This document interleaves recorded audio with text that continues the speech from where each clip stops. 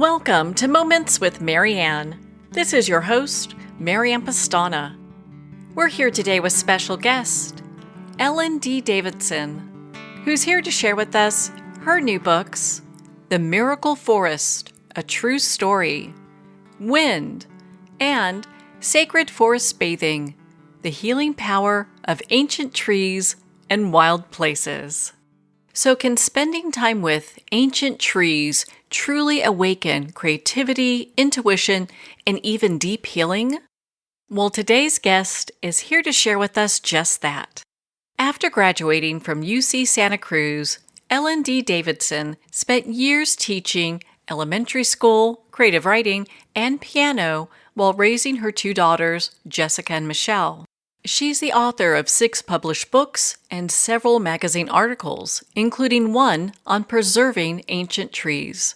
Her works include The Miracle Forest, A True Story, which is a 2025 Nautilus Silver Award winner, Wind, a 2023 Nautilus Gold Award winner, and Sacred Forest Bathing, The Healing Power of Ancient Trees and Wild Places. Ellen lives among the redwoods in Humboldt County, where nature continues to inspire her writing and way of life. So welcome to the show, Ellen Dee Davidson. Thank you. I'm happy to be here. My goodness, what an honor it is to have you here, and congratulations on your Silver Nautilus Award for your book, The Miracle Forest. I mean, what a huge deal that is. Thank you. It did feel good. Well, you're a old pro at winning awards for your books, and we've got such great books to talk about today. But let's start with The Miracle Forest. Like, what even inspired you to write that book? I was reading an adult book and I can't even remember the title. And there was this paragraph in the book about a community in Colombia that had a sustainable community that had miraculously managed to restore rainforests that hadn't been seen in the area for thousands of years. Biologists think 30,000 years. And this thought ran through my head, this is supposed to be a children's book. And that began my odyssey of trying to write the book and get the permission and everything that went into it. So, why do you think this true story gives so much hope? It is so hopeful because it shows how, when we humans do our best to work with nature, that the earth can respond with miracles beyond our wildest imaginations, as it did in this case. And how it did that was the people of Gaviotas, Colombia, and you can look it up on their website. They had a sustainable community, but they could not get anything to grow in the barren grassland savannas of eastern Colombia. And they tried everything. And then finally, they tried tropical Caribbean pines. Not only did the pines support the community with resin, which could be used in all kinds of products from paper to baseball bat gripping agents and violin bows, but shaded in the understory of these trees that also made the soil less acidic. Rainforests not seen in the area for thousands of years, biologists think 30,000 years, spontaneously regenerated and brought back over 260 species of flora and fauna. And they've now planted 8 million tropical Caribbean pines and are continuing to do so, restoring rainforests as they go. What a phenomenal story. And how did you even get permission to write the story about this community in Colombia? That was tricky. There was an adult book by Alan Wiseman, A Village to Reinvent the World, I think is the title. And I read that book and tried to get permission to write a children's book based from the information in that book. And Alan said no. And so then I thought, well, we have to get the permission from Paulo Lugeri, the founder of the community. But it was really difficult to travel there. Colombia is right next door to Venezuela, and at that time had no website, no way to contact him. He only speaks Spanish and not English, and my Spanish is too limited. So I was kind of stumped for a while. And then a rare opportunity to go down there happened. And I couldn't go at the time, but my husband gallantly volunteered and he went and toured Gaviotis and brought my translated manuscript down, and Pella loved it. And so we got his permission, and he came back, and I'd already published a couple children's books, a few, and I felt like Jason of the Argonauts. I'm back with the Golden Fleece. I have the story for our times. That's how I felt. But that isn't how my publishers felt at the time. This was a while back. Climate change wasn't a big issue, and the understanding of why we need to restore forests, and especially how difficult it is because of the loss of topsoil to regenerate rainforest wasn't common knowledge. And so it got rejected for a long time, and I put it away thinking, oh, well, I'm just not going to do this. And then Paolo wanted the book. And I thought he was only being gracious and letting me tell his amazing story for kids. But that wasn't how he felt. He really loves it. And so, with that encouragement, I decided I'd do whatever it takes. And I hired my friend to illustrate the story. And we eventually did find a small publisher, 12 Willows Press, and the book's here. Well, congratulations. I can see easily how this was a Nautilus Book Award winner. And it has me thinking, I mean, what type of challenges did you face in adapting such complex environmental and social issues in a story for children? Yeah, I really simplified the story down to the bare bones. And I focused mostly on the environmental aspect of the story while trying not to leave anything out. I mean, they worked with the local indigenous native people, the Wahibo. I hope I'm pronouncing that correctly. And they took in kids who were on the streets and didn't have parents and sent them through school. So there's so many aspects of this story, and I didn't totally leave them out, but I kept a tight focus on the environmental aspects. What impact do you hope this book will have on bilingual readers?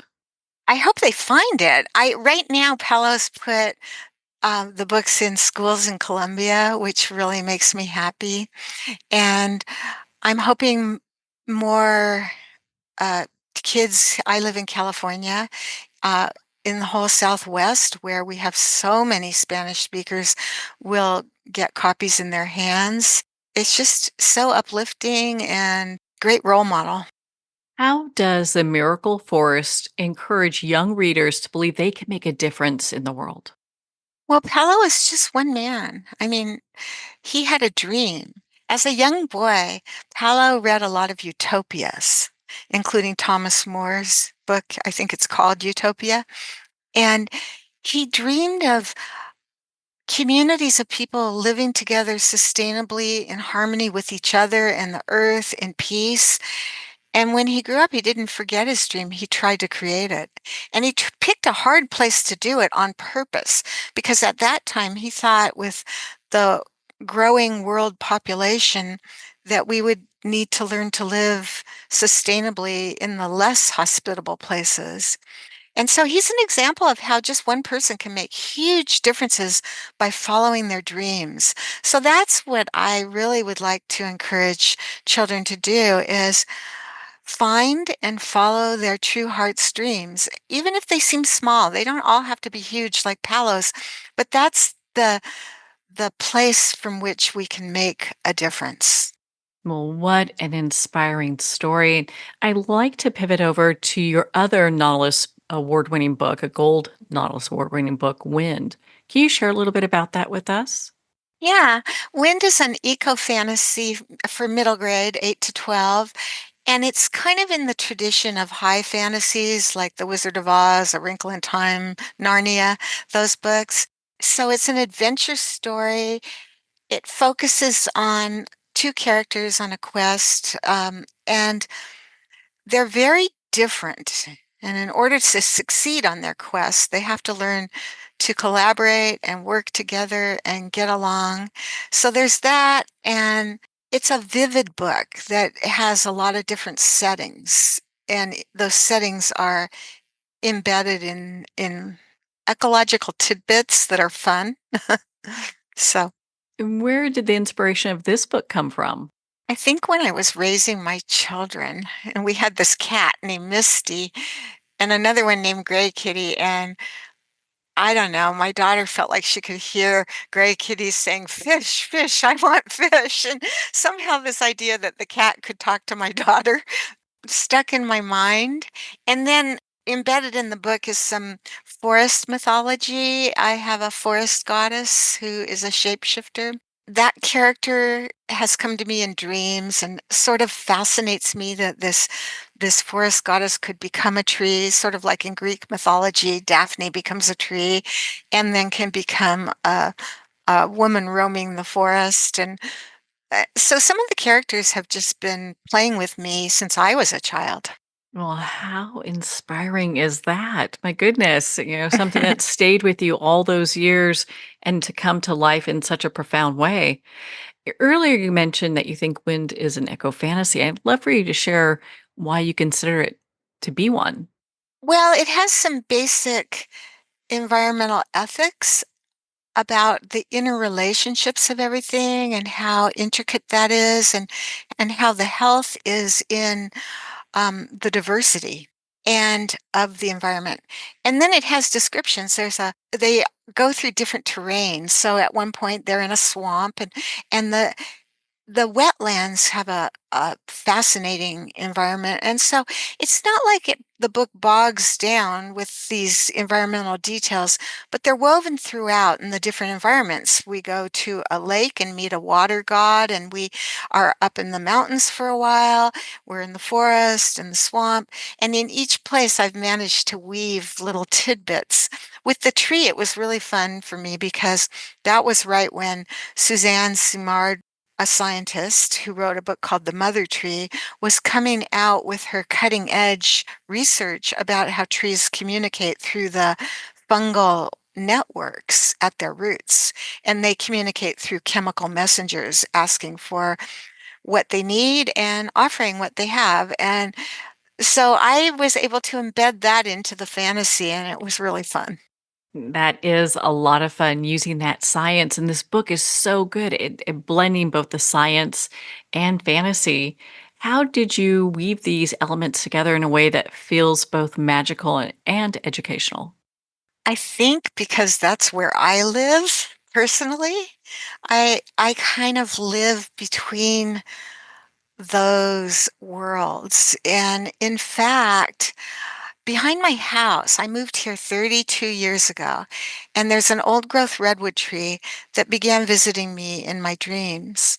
And 32 years ago, I thought that was completely ridiculously impossible. And I'm still not sure if it's possible, but it did happen to me.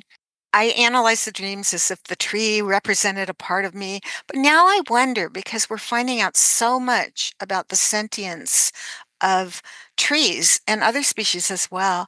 But with trees, the Heart Math Institute did a study recently of human tree interconnectivity, and they had people be loving and grateful and appreciative of red maples.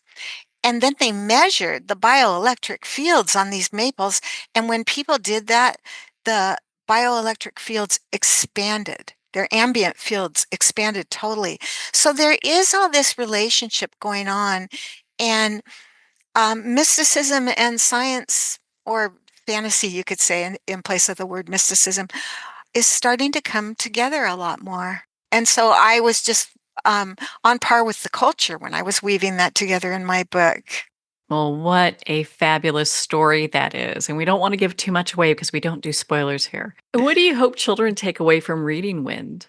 First of all, I hope they're entertained and it's really fun, like all good fantasies are, and a great escape and just can't put it down, hiding under the covers with their flashlights. I think it's a page turner, and that's what I'm hoping. And I also hope that they take away the importance of friendship and how when we work together with other people who might be quite different than we are, are more effective and we can do more than on our own. And I hope that some of this environmental information sparks curiosity and a desire to learn more about the beauty and sort of magic of this earth we live in, on, in, with. All together. Yeah. Well, and I'd love to touch on your newest book, Sacred Forest Bathing. Can you share a little bit about that with us? Yes, all of my books up until this book have been for children. Not all the same age. I have fiction and nonfiction picture books and middle grade and young adult fantasy. But this book is written for adults, and it's kind of an eco-memoir that combines wilderness adventure experience. I've run into mountain lions and redding elk and rattlesnakes and all kinds of things. There aren't rattlesnakes in the redwoods, but I was a little bit inland. It also weaves in science and uh, mythology about forest goddesses who are found around the world in every culture that has a forest. So, for our listeners that are new to forest bathing, can you share a little bit about that practice with us? Forest bathing is a term that was coined by the Japanese, who have been studying it now for about 30 years. And it is a combination of going into an unspoiled forest environment and practicing simple mindfulness techniques. Basically, turning off phones and all electronic devices, practicing silence, not talking, tuning in by paying attention to all the senses, what you smell, what you see, what you hear. And they have found in these studies that even a couple days spent in a forest, mindfully in a forest, benefits us for the next 30 days, lowering blood pressure, stress hormones, boosting our immune systems, wound healing, and helping kids with ADHD. There's just a huge list of benefits. When I first practiced forest bathing, I had never heard of it. I didn't know that's what I was doing. What happened is I'd had those dreams, and then I had a very mystical experience where I felt like a tree had told me to come back, and I started coming back, and I've been coming back now for 17 years. And I hike 3 or 4 miles to get into these various trees and then sit for a couple hours, and totally healed me. I had insomnia, fibromyalgia, chronic fatigue, couldn't turn my neck, chemical sensitivities, caught every cold that came down the pike. And now I'm 71 and I'm totally healthy and really happy. And it's What the forest that did it. what a profound practice. I love how in your book you describe forest bathing as a path to healing and expanded consciousness. Did part of this journey, your personal journey with the redwoods, really kind of shape that? Absolutely. First I had the tree coming to me in my dreams. And then in my desperate need to get well from these physical problems I was having, I had tried everything. And one thing I tried was meditating. And so I was in this meditation group, and the teacher suggested we follow the juice. And what he meant by that was that we follow our heart's desire, the thing that really made us feel alive and vibrant and want to wake up in the morning. So on free days, when I didn't have anything I had to do, I started playing a game with myself. I would wake up in the morning and think, what do I want to do? And it kept being go to the forest. And so I just did. And I loved the peace and the quiet and how soothed my nervous system felt. But I had no idea that I was going to receive healing. And gradually I would notice, oh, I slept really well last night. Oh, I can turn my neck. Oh, I didn't catch that cold my husband had or my kids had. And then the studies became more public about the benefits, and I realized that I had unwittingly experienced the healing power of forest bathing. Your book so well, it's just so eloquent in the way that blends science and myth in your personal journey. How do you see these threads supporting one another in our relationship with nature? Well, first of all, I could backtrack a little bit and say it is a relationship with nature, and every one of us on the planet have ancestors that were intimate and deeply involved and evolved with certain places in nature. And I think it's a basic human need to feel connected to the earth. And when we do, we feel belonging to the community of life. And right now, with how fascinated we all are with computers and AI and spending a lot of time online, that's a very disembodied. It's fascinating, it's intellectual, it's mental, all the things to be said for it. But the balance to that is for us to unplug and go spend some time in nature. And for people that don't have a lot of access to nature, that can be pets, that can be houseplants, that can be a window box, a garden outside, a local park, a beach, any kind of natural environment. It's good to go back to the same ones over and over again because it is a relationship. And just like with people, we might hit it off with someone and think they're fantastic and be excited we met them. But the relationship needs time and attention to deepen, and that's true with nature too. I love that. How does your background in mindfulness and nature therapy influence the techniques that you offer readers in your book? I shared some, the ones that felt appropriate for whatever chapter I was writing, and I'm sure there are others that people could explore with. It's just as personal as our own relationships with friends and family and loved ones. Each person will have their unique relationship with the living earth, and it's such a blessing to get to explore that. So I shared some that work for me, and that's a doorway in. And then it's also an invitation for people to take it further and find out where their dance with nature is going to go. For our readers and listeners that are new to sacred forest bathing, what tip would you like to give them?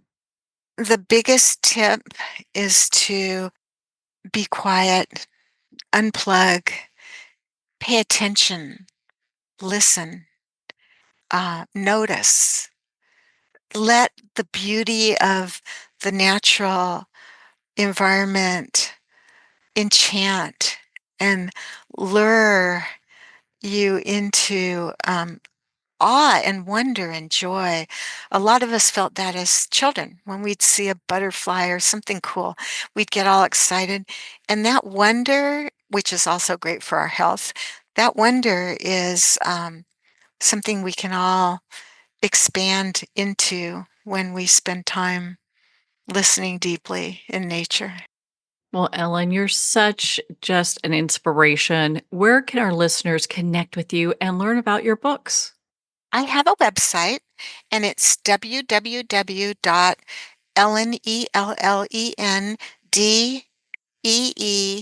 Ellen Dee Davidson, Davidson.com. It's all lowercase and pretty easy to find. Well, Ellen, thank you so much for taking the time to be on the show with us here today. Thanks, Marianne. It was lovely. Well, thank you, Ellen. It's been such an honor to spend this time with you and to talk about your Nautilus award-winning books, The Miracle Forest, A True Story, and Wind, and your new book, Sacred Forest Bathing, The Healing Power of Ancient Trees and Wild Places. All books are available at Amazon, Barnes & Noble, and all indie retailers, and if you don't see it on the shelf, just ask for them to order it. Well, we're at the end of our time today. I'd like to thank everyone for tuning in. You've been listening to Moments with Marianne, where we make every moment count.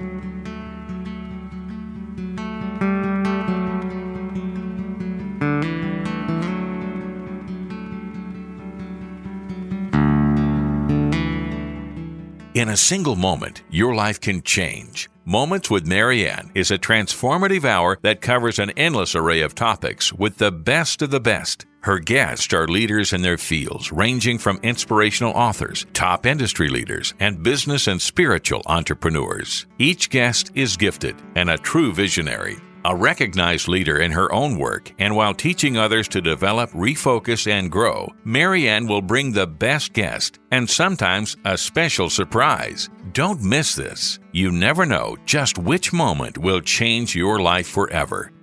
Make sure to tune in and visit momentswithmarianne.com for more information.